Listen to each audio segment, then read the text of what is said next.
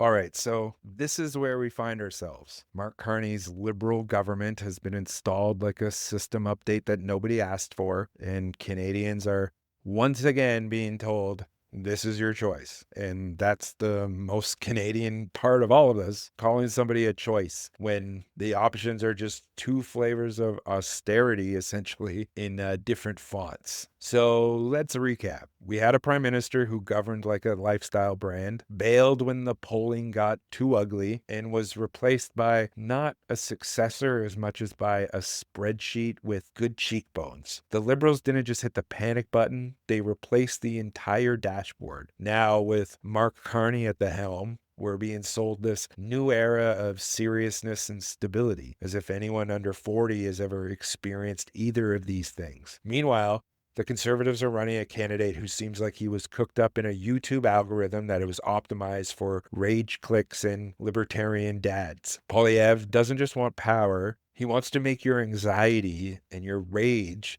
feel like it's patriotic. He doesn't offer any solutions. He offers vibes, and those vibes are very bad. This is what our politics has become. Not a battle of visions, but of affect. Carney's whole campaign is a vibe.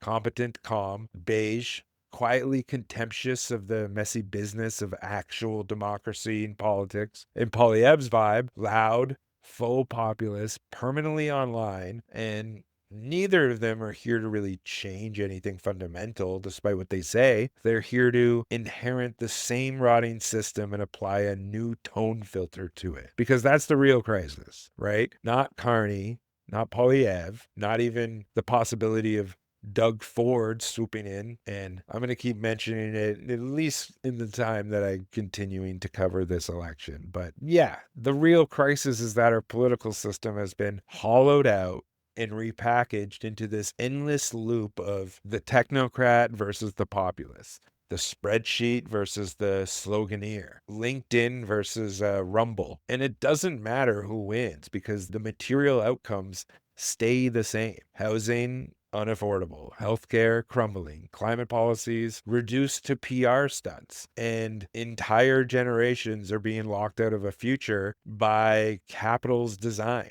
Every election is marketed like a moral turning point, but is governed like a HR department trying not to get sued. Carney is not an outlier. He's the logical endpoint of the loop that I'm talking about. He's like Canada's Obama, right? Like he's what you get when you get a political class that runs out of the narrative, runs out of the story. So it hires this consultant to read the spreadsheet out loud. He's the political equivalent of that default Windows wallpaper. Vaguely calming, utterly meaningless, has no character at all, and covers up a screen that is full of broken apps. And unless something structural changes, unless there's pressure from below, unless movements outside of this loop begin to cohere and threaten the comfort of these people who own this country, then this is what we'll keep getting. Vibes in suits, vibes on TikTok, vibes that will tell you to trust the process.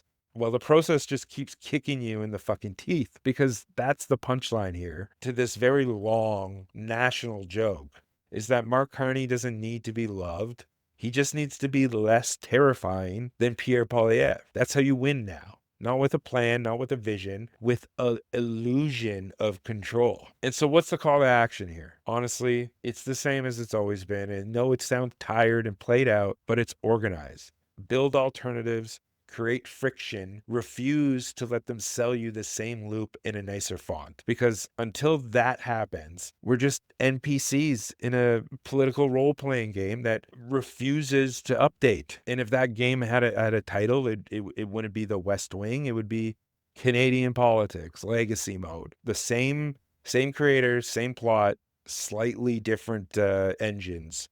Trudeau was the drama teacher doing a one-man performance of Sunny Ways, and now Carney is the substitute teacher with a tie clip and a TED Talk.